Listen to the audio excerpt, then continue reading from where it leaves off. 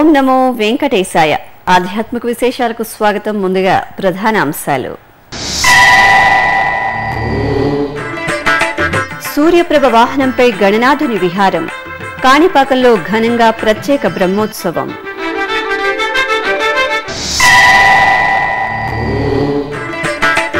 అంజనాద్రిపై అల్లరి చేసిన ఆంజనేయుడికి బేడీలు.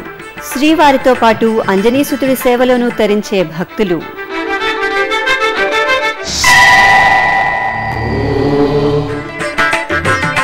తిరుమలలో అద్దెగదుల కేటాయింపు కేంద్రాల వికేంద్రీకరణ.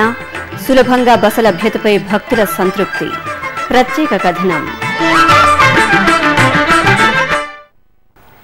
కాణిపాకం గణనాథుడు సూర్యప్రభ వాహనంపై దర్శనమిచ్చారు. స్వామివారికి జరుగుతున్న ప్రత్యేక ఉత్సవాలలో భాగంగా సూర్యప్రభ వాహన సేవ ఘనంగా జరిగింది. నిన్న రాత్రి బాగా పొద్దుపోయిన తర్వాత ఈ ఊరేగింపు జరిగింది. తొలుత స్వామివారిని సర్వాంగ సుందరంగా అలంకరించి కర్పూర నీరాజనాలు సమర్పించారు. ఆపై పల్లకీపై స్వామివారిని ఊరేగింపుగా తీసుకువచ్చి సూర్యప్రభ వాహనంపై ఆసీనులను చేశారు. అనంతరం భాజా భజంత్రీల మధ్యన స్వామివారు కాణిపాకం పురవీధులలో విహరిస్తూ భక్తులను కటాక్షించారు. సూర్యప్రభ వాహన సేవ వీక్షణతో సకల శుభాలు కలుగుతాయని భక్తుల నమ్మిక.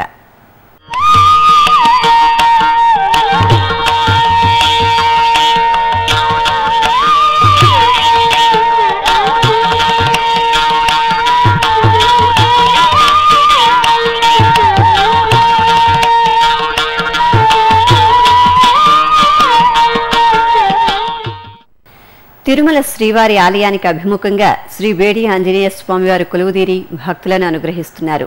తిరుమల సన్నిధి వీధిలో శ్రీవారికి అంజలి ఘటిస్తున్న భంగిమలో చేతులకు కాళ్లకు బేడీలు ధరించి శ్రీ ఆంజనేయ స్వామివారు దర్శనమిస్తారు.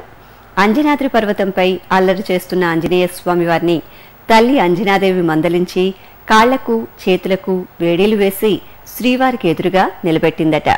అందుకే ఇక్కడ స్వామిని బేడి ఆంజనేయునిగా పిలుస్తారని ఐతిహ్యం.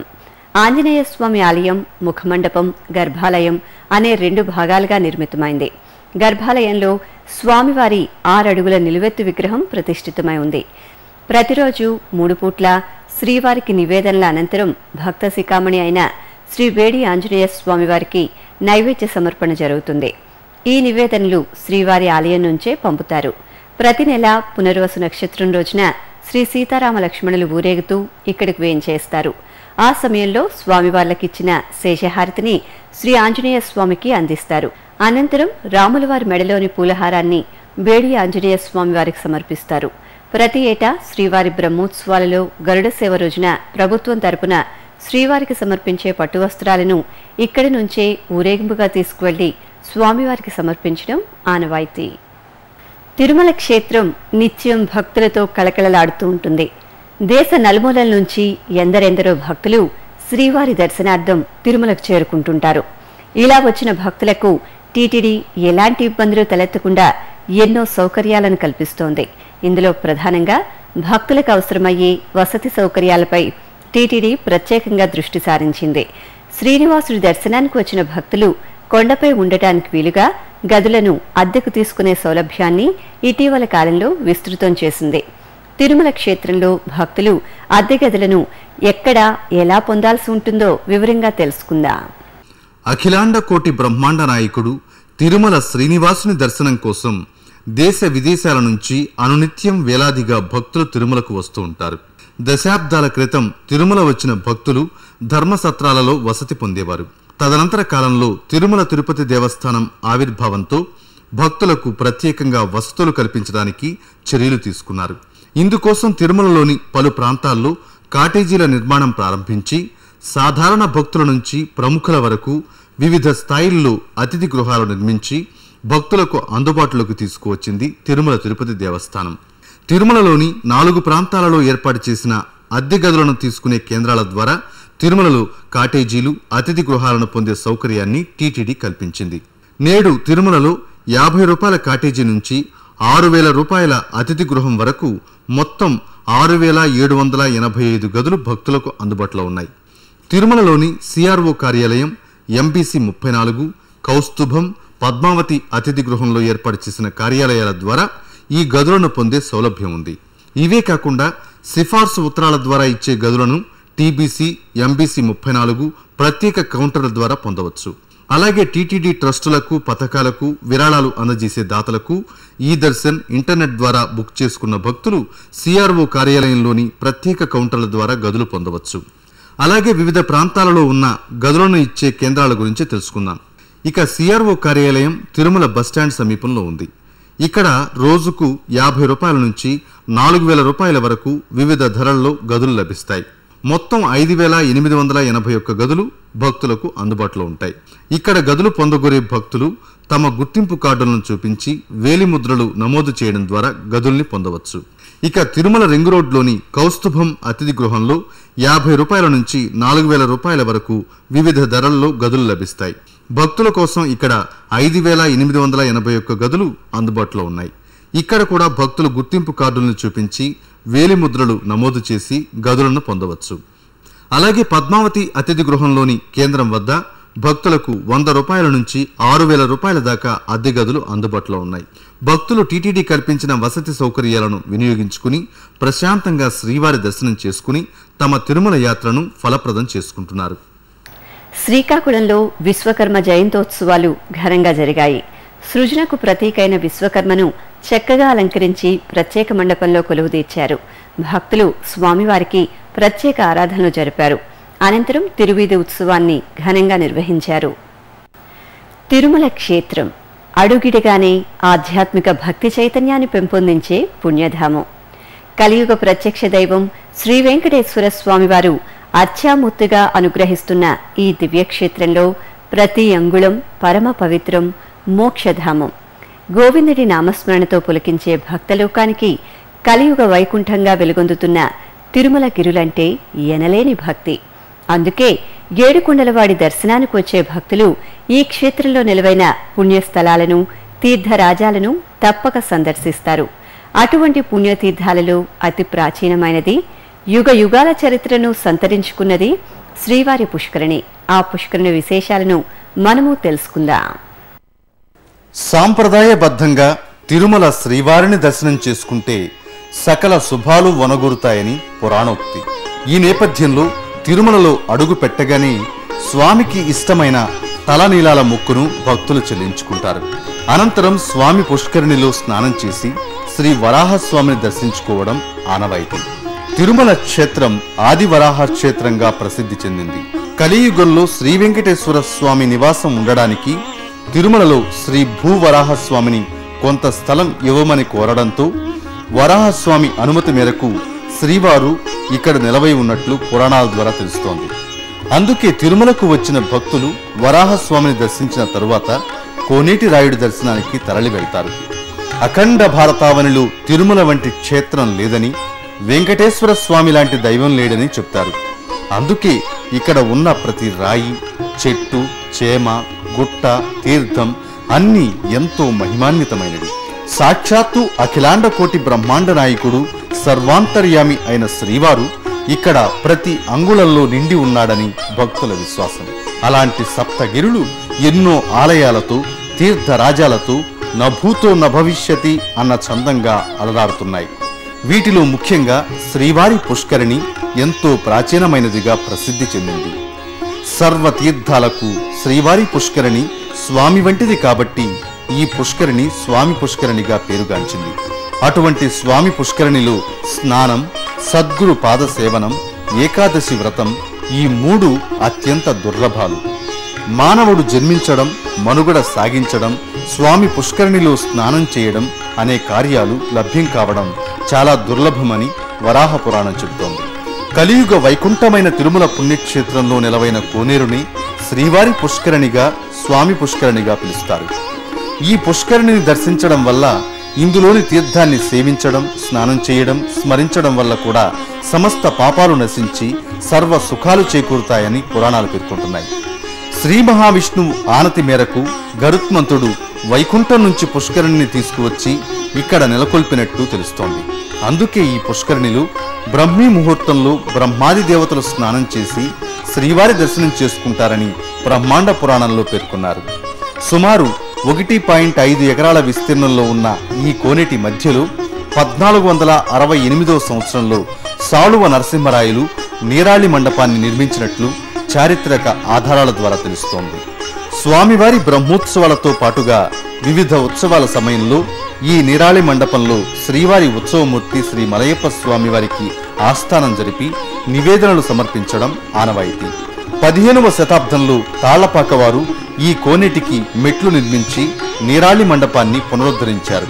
అలాగే తదనంతర కాలంలో ఎందరో రాజులు, చక్రవర్తులు శ్రీవారి పుష్కరిణిని అభివృద్ధి చేశారు. ఇక 1972లో టీటీడీ పరిధిలోకి చేరిన అనంతరం ఈ కోనేరును మరింత అభివృద్ధి చేశారు. నీటి స్వచ్ఛత కోసం టీటీడీ ఇంజనీరింగ్ శాఖ ఈ పుష్కరిణిలో ఫిల్టర్లను ఏర్పాటు చేసింది. అలాగే ప్రతి ఏటా స్వామివారి బ్రహ్మోత్సవాలకు ముందు స్వామి పుష్కరిణిలో మరమ్మతులు నిర్వహించి కొత్త నీటిని నింపుతారు. ఇక ఏటా ఫాల్గుణ మాసంలో 5 రోజుల పాటు శ్రీవారి తెప్పోత్సవాలను ఈ పుష్కరిణిలో అంగరంగ వైభవంగా నిర్వహిస్తారు. అలాగే బ్రహ్మోత్సవాల ఆఖరి ఘట్టమైన చక్రస్నాన మహోత్సవం, రథసప్తమి పర్వదినం, అనంత పద్మనాభ స్వామి వ్రతం రోజుల్లో శ్రీవారి కోనేటిలో శ్రీ సుదర్శన చక్రతాళ్వార్లకు స్నపన తిరుమంజనంతో చక్రస్నానం జరపడం ఆనవాయితీ. ఎంతో వేడుకగా సాగే ఈ అద్భుత సమయంలో వేలాదిగా భక్తులు శ్రీవారి పుష్కరిణిలో పుణ్య స్నానాలు ఆచరించి దేవదేవుడి కృపకు పాత్రులవుతారు. ఇక నిత్యం ఆపద ముక్కలవాడి దర్శనానికి కొండకు చేరుకునే భక్తలోకం ముందుగా స్వామి పుష్కరిణిలో పుణ్యస్నానం చేసి ఆపై శ్రీ వరాహస్వామి దర్శనం చేసుకుని శ్రీవారిని సేవించడం తిరుమల క్షేత్ర సంప్రదాయం. ఇంతటి పరమ పవిత్రమైన ఈ పుష్కరిణిలో ఏటా లక్షలాదిగా భక్తులు పుణ్యస్నానాలు ఆచరించి పునీతులవుతున్నారు. ప్రకాశం జిల్లా ఒంగోలు పురవీధులు జగన్నాథుడి నామస్మరణతో మార్మురోగాయి. ఇస్కాన్ ఆధ్వర్యంలో శోభాయమానంగా సాగిన జగన్నాథ రథయాత్రలో భక్తులు అధిక సంఖ్యలో పాల్గొన్నారు. జగన్నాథుడి ఉత్సవమూర్తిని సర్వాంగ శోభితంగా అలంకరించి రథంపై వేంచేపు చేసి కర్పూర హారతులు సమర్పించారు. అనంతరం భక్తి సంకీర్తనలు, భజనల మధ్య జగన్నాథుడి రథయాత్ర ఆద్యంతం ఉత్సవ శోభితంగా సాగింది.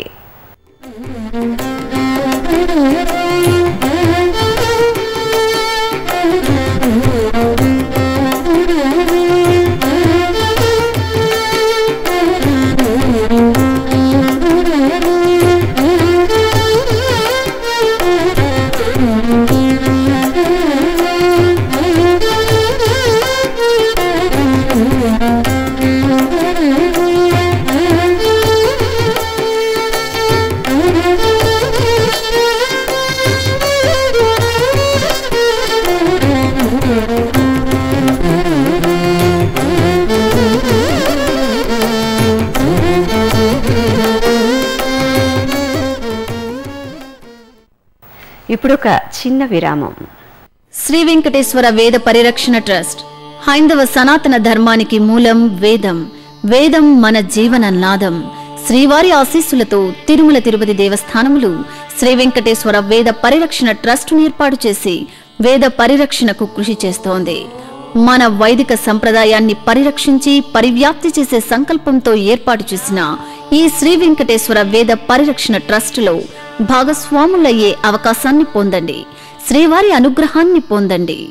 మరిన్ని వివరాలకు 087722777777 లేదా ఆన్లైన్లో టీటీడీ వెబ్సైట్ను చూడండి www.tirumala.org. ఓం నమో వెంకటేశాయ. ఆధ్యాత్మిక విశేషాలకు తిరిగి స్వాగతం. కర్ణాటక రాష్ట్రం బళ్ళారిలోని బాలాజీనగర్లో వేంచేసిన శ్రీ లక్ష్మీ బాలాజీ పద్మావతి అమ్మవారి ఆలయంలో పుష్పయాగం వేడుకగా జరిగింది. ఈ సందర్భంగా ఆలయంలో నిత్య కైంకర్యాలు పూర్తి చేసిన అర్చకులు శ్రీదేవి భూదేవి సమేత శ్రీ వెంకటేశ్వర స్వామి ఉత్సవాలను శోభాయమానంగా అలంకరించి షోడశోపచారాలు నిర్వహించారు. అనంతరం పలు రకాల సుగంధ భరిత పుష్పాలతో స్వామి అమ్మవార్లకు నయన మనోహరంగా పుష్పయాగాన్ని జరిపి కర్పూర హారతులు సమర్పించారు. కర్ణాటక రాష్ట్రం చిక్బళ్లాపూర్ జిల్లా కైవారం శ్రీక్షేత్రంలోని శ్రీ యోగినారాయణ మఠంలో పోతన భాగవత సప్తాహం కార్యక్రమం ఘనంగా జరిగింది. ఈ కార్యక్రమంలో పలువురు వక్తలు పాల్గొని భాగవతంలోని వివిధ అంశాలపై ప్రసంగించారు. అలాగే శ్రీక్షేత్రంలో శ్రీదేవి భూదేవి సమేతంగా కొలువుతీరిన శ్రీ వెంకటేశ్వర స్వామివారికి స్నపన తిరుమంజనాన్ని అత్యంత వైభవంగా నిర్వహించారు. అనంతరం జరిగిన స్వామివారి రథోత్సవంలో విశేష సంఖ్యలో భక్తులు పాల్గొని స్వామివారి ఆశీస్సులు అందుకున్నారు. చిత్తూరు జిల్లా పలమనేరు మండలంలోని మరుంలో వెలిసిన శ్రీ చెన్నరాయ స్వామివారి ఆలయంలో తమిళ పెరటాసి మాసం సందర్భంగా విశేష ఆరాధనలు, అభిషేకాలు జరిపారు. శ్రీదేవి భూదేవి సమేత శ్రీ చెన్నరాయ స్వామివారి ఉత్సవాలకు పాలు, పెరుగు తదితర పంచామృతాలతో అభిషేకం నిర్వహించి కర్పూర హారతులు సమర్పించారు. అనంతరం ఉభయ దేవేరి సమేత శ్రీ చెన్నరాయ స్వామివారి ఉత్సవమూర్తులను, మూలవర్లను వివిధ రకాల పుష్పాలు, స్వర్ణాభరణాలతో విశేషంగా అలంకరించి ధూపదీప నైవేద్యాలను నివేదించారు. భక్తులు భక్తి శ్రద్ధలతో పెరటాసి మాస పూజల్లో పాల్గొని దేవదేవుడి దర్శనం చేసుకున్నారు. భాగ్యనగరం లిబర్టీలోని తిరునిలయంలో శ్రీనివాసుడి కళ్యాణం ఆగమోక్తంగా జరిగింది. టీటీడీకి అనుబంధంగా ఉన్న ఈ ఆలయంలో ప్రతి ఆదివారం స్వామివారి తిరు కళ్యాణం నిర్వహించడం సంప్రదాయం. ఈ సందర్భంగా శ్రీదేవి భూదేవి సమేత శ్రీ వెంకటేశ్వర స్వామివారి ఉత్సవాలను ప్రత్యేక అలంకరణలో కొలువు తీర్చి కళ్యాణ క్రతువును రమణీయంగా జరిపారు. భక్తులు స్వామివారి కళ్యాణోత్సవంలో పాల్గొని తీర్థప్రసాదాలు స్వీకరించారు.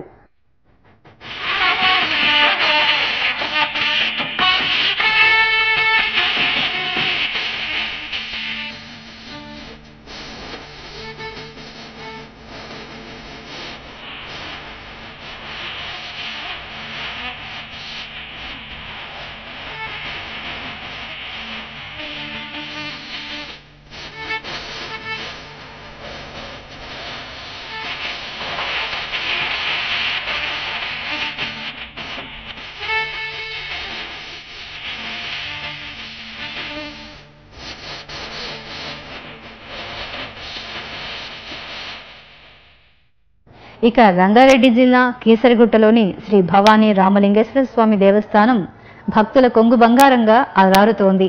విశాల ప్రాంగణంలో శివ పంచాయతన సహితంగా ముక్కంటి అనుగ్రహిస్తున్న ఈ ఆలయంలో శివలింగాన్ని రామచంద్రుడు ప్రతిష్ఠించినట్లు చెబుతారు. భాగ్యనగర వాసులు అధికంగా సందర్శించే కీసరగుట్ట శ్రీ రామలింగేశ్వర స్వామి ఆలయంలో ఏటా కార్తీక మాసం, మహాశివరాత్రి పర్వదినాలలో విశేష పూజలు, ఉత్సవాలు నిర్వహిస్తారు. నెల్లూరు జిల్లా గొలగమూడిలో జరిగిన శ్రీ వెంకటేశ్వర స్వామివారి కళ్యాణం భక్తులను తన్మయులను చేసింది. టీటీడీ హిందూ ధర్మ ప్రచార పరిషత్ ఆధ్వర్యంలో జరిగిన ఈ కళ్యాణంలో భాగంగా గొలగమూడి శ్రీ వెంకయ్య స్వామి ఆశ్రమంలో శ్రీదేవి భూదేవి సమేత శ్రీ వెంకటేశ్వర స్వామివారి ఉత్సవాలను సర్వాంగ శోభితంగా కొలువుతీర్చి షోడశోపచారాలు చేశారు. కంకణధారణ, వస్త్ర సమర్పణ, యజ్ఞోపవీత ధారణ, మాంగళ్య పూజ తదితర ఘట్టాలతో ఆగమోక్తంగా శ్రీనివాసుడి కళ్యాణాన్ని పూర్తి చేసి కర్పూర హారతులు సమర్పించారు. అనంతరం స్వామి అమ్మవార్లకు గులాబీ, చామంతి, జాజి, మల్లె వంటి పరిమళ భరిత పుష్పాలతో పుష్పాభిషేకం నిర్వహించి భక్తులకు దర్శన భాగ్యం కల్పించారు. ఆధ్యాత్మిక శోభితంగా సాగిన దేవదేవుడి కళ్యాణాన్ని కనులారా తిలకించిన భక్తులు ఆధ్యాత్మిక పారవస్యంలో ఓలలాడారు. కలియుగ ప్రత్యక్ష దైవం శ్రీ వెంకటేశ్వర స్వామివారి వార్షిక బ్రహ్మోత్సవాలు అక్టోబర్ 3 నుంచి 11వ తేదీ వరకు తిరుమల క్షేత్రంలో వైభవంగా జరగనున్నాయి. ఈ సందర్భాన్ని పురస్కరించుకుని బ్రహ్మోత్సవ రోజుల్లో స్వయంగా వచ్చే కాటేజీ దాతలకు మాత్రమే గదులు కేటాయించాలని టీటీడీ నిర్ణయించింది.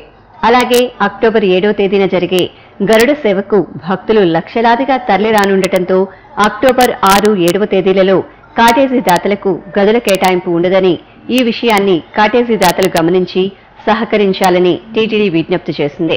ఒకే కాటేజీలో 2 గదుల కంటే ఎక్కువగా విరాళమిచ్చిన దాతలకు 2 గదులను 2 రోజులు కేటాయిస్తారు. ఒకే కాటేజీలో ఒకే గదిని విరాళంగా ఇచ్చిన దాతలకు 1 గదిని మాత్రమే 2 రోజుల పాటు కేటాయించడం జరుగుతుంది.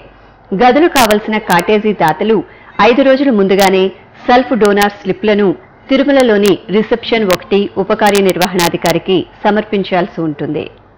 వివిధ ప్రాంతాలలో జరిగిన సాంస్కృతిక కార్యక్రమాల సమాహారం కళా నీరాజనంలో వీక్షిద్దాం.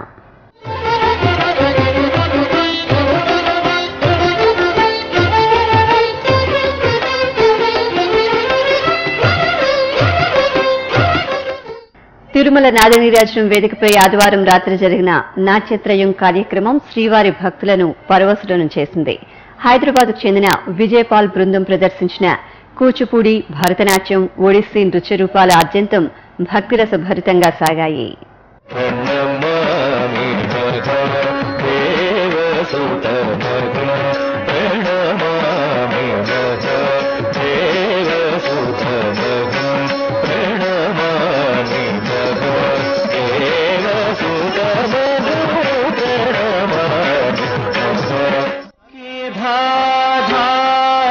तकतां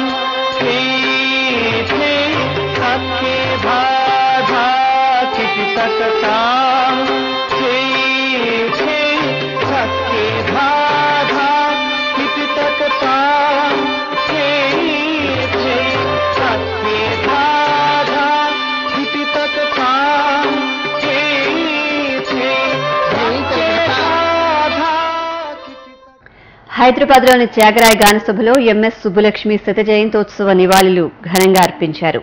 ఈ సందర్భంగా కార్తీక ఆలపించిన సంకీర్తనలు భక్తులను అలరించాయి.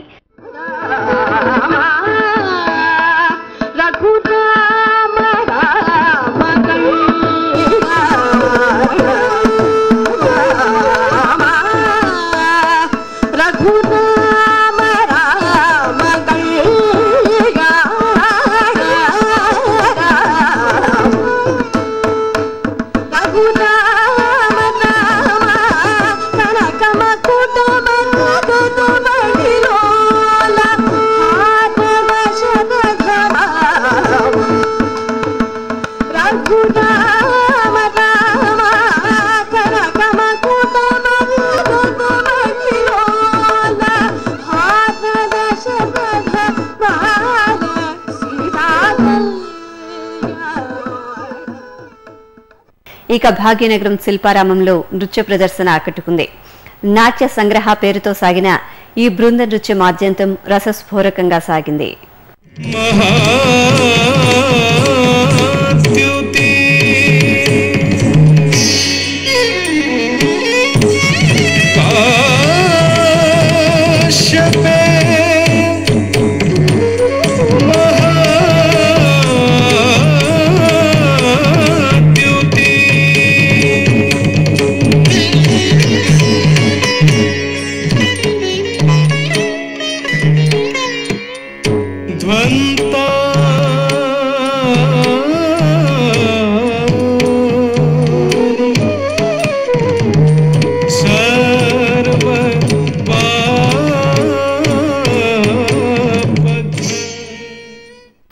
అంతర్జాతీయ కృష్ణ చైతన్య సంఘం సంస్థాపకుడు శీల ప్రభుపాదుల వారి జీవిత చరిత్రపై నిర్వహిస్తున్న వ్యాసరచన పోటీలు గుంటూరులో జరిగాయి.